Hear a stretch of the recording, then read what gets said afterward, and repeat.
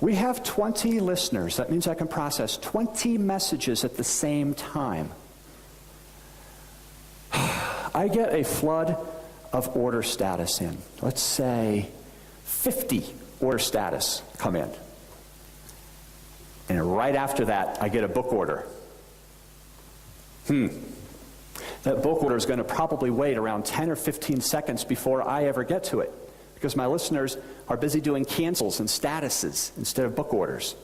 The obvious solution? Well, just use message priority. Ugh. We'll look at that in a little bit. No, don't use message priority. So the problem is we can't guarantee that we can process books, cancels, and status at the same time.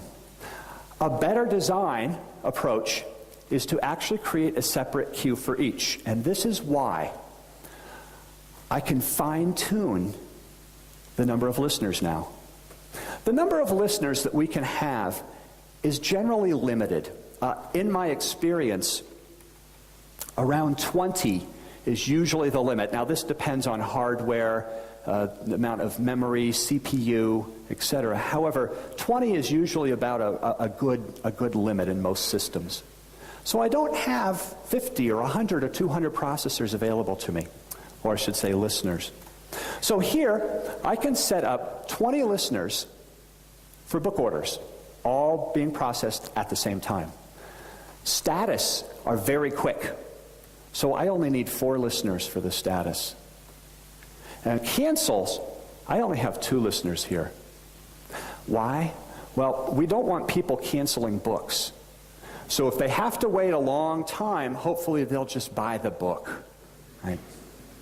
So you can kind of see now I can guarantee that I can process all 3 types of those orders at the same time. Furthermore, I can set more resources on the things that are important to me, okay? Now, I mentioned priority. Oh, there's another aspect before we go on to priority. Performance again. Look at the performance difference as well. The bottom red line represents using a single queue. This was the same benchmark, using 1 versus the 3 queues. Look what I have just done to my system. Not only can I process book orders as fast as possible and at the same time as status and cancel, but I've just almost doubled the throughput of my system by using 3 queues instead of 1. Look at the difference. Up here, I can do almost 8,000 messages a second in this system. However, in the old system with just 1 queue, about 3,000. Big difference. So I want to show you that it's not a bad design to do a single queue, but it's important to know the ramifications, or the word I'm trying to think of, the implications of using it. There are some minus sides to it. Now, I mentioned don't use priority, but that's crazy, right? That's what message priority is used for. Let's take a look at message priority. So, we have this scenario. Orders, exact same order for a book. Here, books are being ordered through the web. People are waiting for them. We've already gone through several steps and authentication and validation, so these orders only take 5 seconds to process. Now, there's a special. Anybody who attends, let's say, a conference gets one of my books for free. Well, those all get batched up and put into a kind of a B2B batched orders. No one's waiting on those. You'll probably get the, well, really not giving away a book free. But if we were, then when you get home, you would get it in the mail at some point. So those are all batched. It's the same exact message. Okay. So, but those take about 30 seconds to process each. They're all going through the same queue, and I have 3 message listeners. Let's do the math. Okay. So at time 0, system is idle. T plus 1. All of a sudden, 20 batched orders come in. all at once. At time 2, 3 of those batched orders get picked up by the 3 listeners. Immediately afterwards, we have 5 web orders for books coming in. Now, we have an SLA of 5 seconds, yet users are constantly complaining that it's over 30 seconds response time in our system. Why? Well, those listeners are busy processing those long batch orders. Even though we set priority high, they're still busy. So, web order 1 is going to take 35 seconds to come back. Why? 30 seconds to process that batch order. Then that listener is free, it uses priority, and now that web order goes in front of all those 17 other batched orders. Web order 2 is 35. Look at this, though. I'd hate to be that fellow right there who has to wait 40 seconds.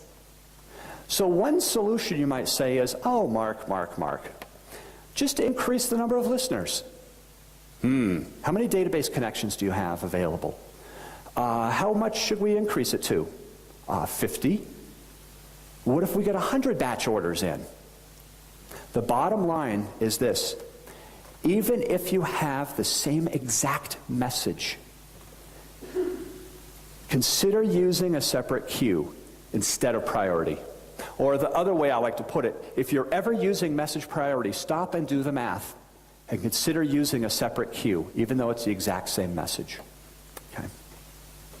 I promised Anna that I would not be late for lunch because I know all of you are very hungry. So let me quickly go through, and I have 5 minutes left here, so we'll see how this works. I wanted to do a brief look at RESTful JMS.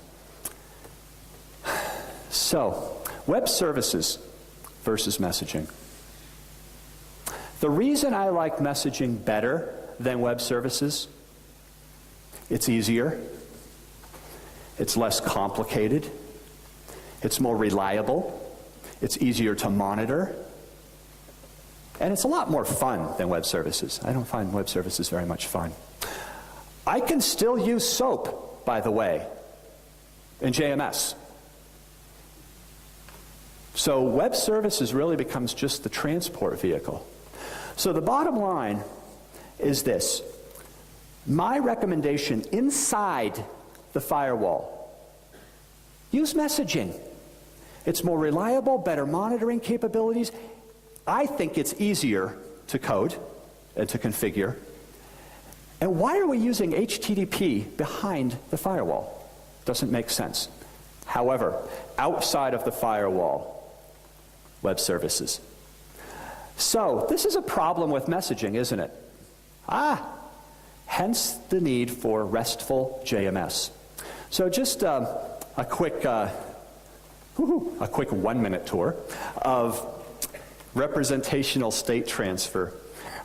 Really, this is an architectural style. Scott's going to be speaking about this in greater detail at the end of the day. But really, it's where resources are accessed through verbs and nouns. I tried to make this as simple as possible because it's kind of difficult sometimes to explain what REST is in 1 minute. Well, it really consists of 3 parts. What is it? Resources and representations. Oh, I want customer number 1, 2, 3, 4. That's what it is. The second question you ask in REST, where is it? Oh, it's right there. There's my host name, port, protocol, location of that resource. Great, so I know what it is, I know where it is. The third part is, what do I want to do with it? Do I want to do an insert, a delete, an update, or a read? And that would be right here with the get. So right now, there are 2 providers that support JMS and REST. Before I get to that, though, it isn't a perfect match. There's a lot of problems with JMS and REST.